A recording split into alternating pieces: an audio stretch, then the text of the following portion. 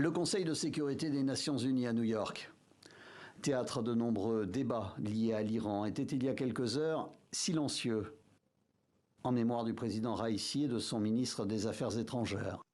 Pour entendre un commentaire sur le territoire américain, il fallait se rendre à 300 km de là, à Washington, où les termes étaient clairs. Nous ne voulons voir personne mourir dans un accident d'hélicoptère. Mais cela ne change rien à la réalité de son passé de juge et de président de l'Iran, et au fait qu'il a du sang sur ses mains.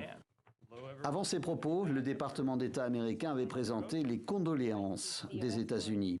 En Russie, Vladimir Poutine, dont le pays a dernièrement renforcé ses liens avec l'Iran, a qualifié son homologue iranien d'homme politique remarquable et de véritable ami de Moscou.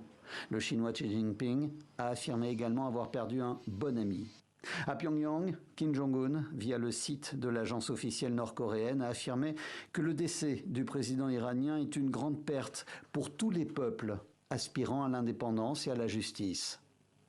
Le président du Conseil européen, Charles Michel, a présenté les sincères condoléances de l'Union européenne, ce qui a suscité des réactions indignées sur les réseaux sociaux.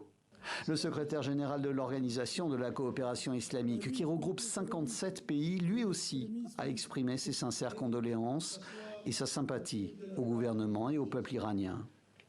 En Amérique latine, condoléances exprimées en une phrase par le président López Obrador pour le Mexique. Hommage plus appuyé pour le Brésil, Lula s'est adressé aux familles des victimes du crash, aux membres du gouvernement et au peuple iranien.